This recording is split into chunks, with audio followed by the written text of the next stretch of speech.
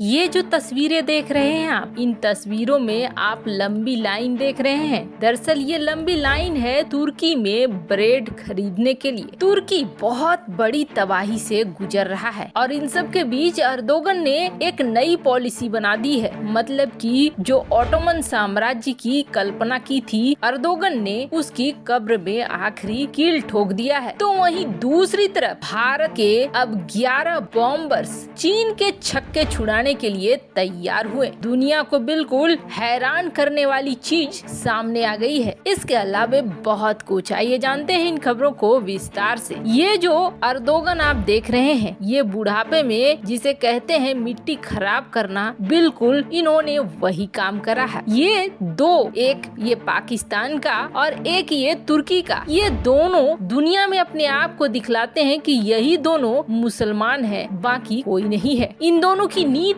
दुनिया भर में यही सबसे बड़ी सबक है दुनिया के लिए कि जो कट्टरपंथ के राह पर चलता है उसका हाल यही होता है। अब ये जो आप लाइन देख रहे हैं, ये लाइन है ब्रेड खरीदने की। आपको बता दें, तुर्की में लगभग हर खाने के साथ ब्रेड दिया जाता है और ब्रेड खरीदने के लिए ये लंबी लाइन लगानी पड़ रही है। हो सकता है ब्रेड मिले न मिले, ऐसी स्थिति हो गई है। दुनिया में इस्लाम का खलीफा बनने की चाह रखने वाले राष्ट्रपति रेसेप तैयप अर्दोगन का देश तुर्की उसके दोस्त पाकिस्तान की तरह दिवालियापन के रास्ते पर चल पड़ा है। देश की करेंसी लीरा लगातार कमजोर हो रही है और आधिकारिक बयान है कि महंगाई दर है 21%, लेकिन जो बाहरी ऑडिट हो रही है वो कह रहे हैं कि यहाँ छिपाई जा रही है। दरअसल ये 40 से 58% के बीच है। मतलब खाने पीने की सामान की कीमत इतनी ज्यादा बढ़ गई है कि सब्सिडी दर पर सस्ती ब्रेड खरीदने के लिए दुकानों के बाहर लंबी लाइनें लगी है और तुर्की के हालात आने वाले दिनों में और भी भयानक हो सकते हैं। ऐसा इसलिए क्योंकि दुनिया के इकोनॉमिक और जो एक्सपर्ट है वो जिस थ्योरी पर चलते हैं उसके ठीक विपरीत थ्योरी पर अर्दोगन चल रहा है। ब्याज दरों में लगातार वो कटौती कर रहा है। उनका दावा है कि वे महंगाई को कम कर देंगे, लेकिन इस तरह का संकट कभी देखने को नहीं मिला था। अब ऐसा लग रहा है जैसे अर्दोगन पूरे तुर्की को तबाह करने के लिए झंडा उठा चुके हैं। तुर्की की करेंसी लीरा डॉलर के मुकाबले बीते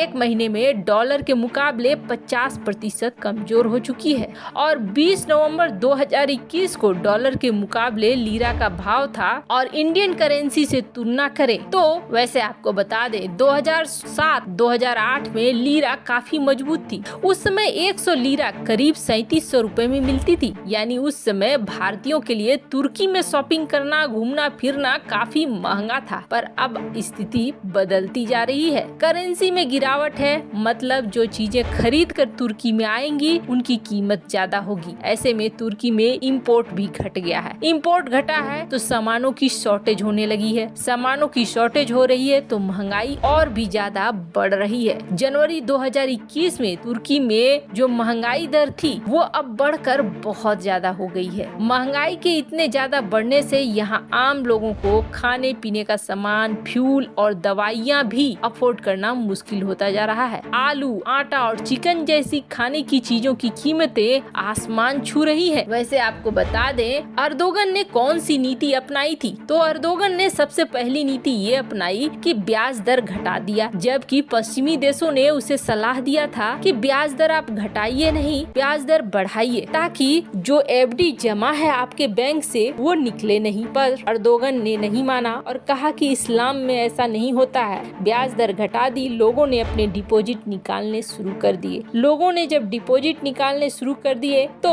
बैंक में पैसा खत्म होने लगा। अब अर्दोगन को जहां नींद टूटी तो अर्दोगन ने एक नई पॉलिसी ला दी कि जो 13% हम इंटरेस्ट देते हैं वो हम देंगे और बाकी परसेंट हम अलग से सब्सिडी देंगे। अब उसी सिद्धांत पर आने की कोशिश की, लेकिन ये भी अब उल्टा पड़ता जा रहा है क्योंकि 7% की जो भरपाई करेंगे वो तुर्की के राजस्व से ही करेंगे और तुर्की के राजस्व में पैसा आता कहाँ है, तुर्की के आम लोगों से आता है। तो घूम फिर कर वही बात हो गई कि तुर्की को ही डुबोना है। अब हालात इतने बुरे हो गए हैं कि अर्दोगन किसी भी तरीके से अपनी देश की जनता को संभालने की कोशिश कर रहा है, समझाने की कोशिश कर रहा है। बेकरियों पर नियम बना दिए गए हैं कि 2.5 लीरा पर ब्रेड बेचे जाएंगे, कोई भी दाम बढ़ाएगा नहीं। लेकिन जब बनाने का सामान ही बहुत ही ज्यादा कीमत पे आएगा तो लोग तो दाम बढ़ाने को मजबूर हैं। अब कुछ है जो दाम बढ़ाकर 4 लीरा पर बेच रहे हैं और कुछ है जो पुराने रेट पर चल रहे हैं, लेकिन वो ये कह रहे हैं कि अब हमें सप्लायर उधार नहीं दे रहा है, आटे की सप्लाई वगैरह भी नहीं हो रही है, ऐसे में हम अब बंद कर देंगे दुकानों, न रहेगा दुकान और न हम सरकार और आम लोगों के बीच में पिसेंगे। मतलब आप समझ लीजिए, इससे अंदाजा लगा लीजिए कितनी बुरी स्थिति हो रही है इस वक्त तुर्की की अर्दोगन के गलत फैसलों की वजह से। ये दुनिया के हर उस देश के लिए बहुत बड़ी शिक्षा है जो कट्टरवाद के रास्ते पर चलते हैं और अपने देश की भलाई कम और दूसरे की बुराई ज्यादा चाहते हैं। एक तरफ जहां चीन बड़ी संख्या में बॉम्बर की तैनाती करके अपने दुश्मनों को डराने की कोशिश कर रहा है, तो वहीं चीन के जवाब के लिए अब वो चीज सामने आ गई है जिसकी कल्पना चीन ने कभी नहीं की होगी।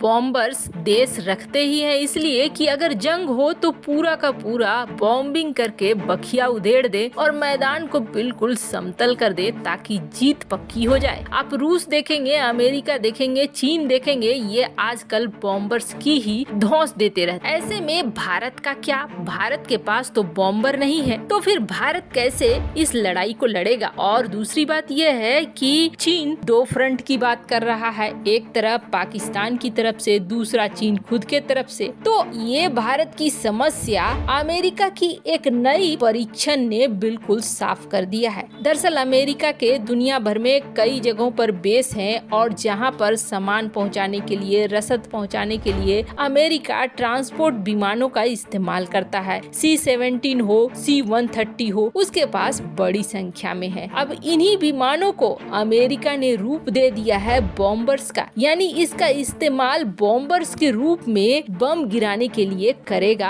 अमेरिका। और बड़ी बात यह है कि इसका परीक्षण सफल भी हो गया है। इस परीक्षण को नाम दिया रैपिड ड्रैगन। ये खास करके चीन के लिए दिया गया है, जिसमें दरअसल इन C-17 और C-130 विमानों के अंदर कैरेज बना दिया गया जिसे क्रूज मिसाइलों से लैस कर दिया गया और परीक्षण के दौरान इसे ऊपर से गिराया गया। ये सटीक निशाने पर तो नहीं लगा, लेकिन हाँ, जहाँ भी गिरा इसने पूरी तबाही मचा दी। अब ऐसे में भारत के लिए ये कैसे फायदेमंद है? तो आपको बता दें, भारत के लिए इसलिए फायदेमंद है क्योंकि भारत के पास भी 11 C-17 विमान है। इसके अलावे C-130 विमान भी है। मतलब इसका इस्तेमाल भी अगर जंग के हालात बनते हैं तो भारत कर सकता है बॉम्बर्स के रूप में, ये तो निश्चित हो गया है। ऐसे इस परीक्षण ने चीन के होश जरूर उड़ा दिए हैं, तो वहीं भारत के लिए ये परीक्षण एक बड़े आइडिया के रूप में आया है। वैसे आपको क्या लगता है, भारत को भी इस पद्धति को अपनाना चाहिए? कमेंट कर अपनी राय जरूर बताएं। जल्द मिलते हैं अगले वीडियो में नई खबर के साथ।